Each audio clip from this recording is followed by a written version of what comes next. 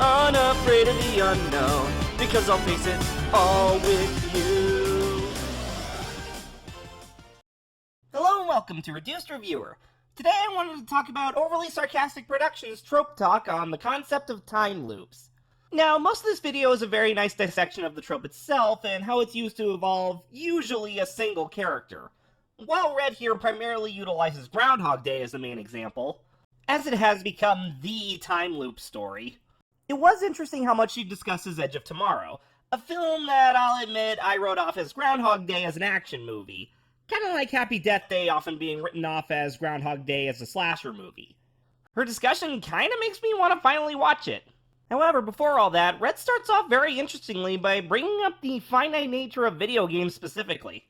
I do think some of the concepts she brings up are applicable to most storytelling mediums, most specifically about how the story can lose some of its punch the more you revisit it, but I get the point she's making about video games in particular.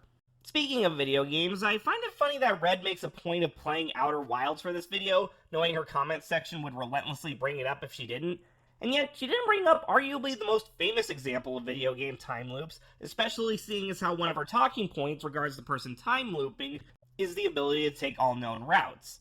That, of course, being Undertale. Now, admittedly, I only know this due to pop culture osmosis, so forgive me if I get something about this wrong, but the main meat of the infamous Sans fight is him berating you for not just doing the genocide route, but doing it knowing if you've done other playthroughs, calling you out for doing the genocide run just because you can, so you can see everything the game has to offer. Would have really fit into this time loop discussion, especially if you're going to compare it to video games as a medium. But that's just the one thing I'd add to this pretty solid video on the topic. I'm the Reduced Reviewer, making videos short and sweet.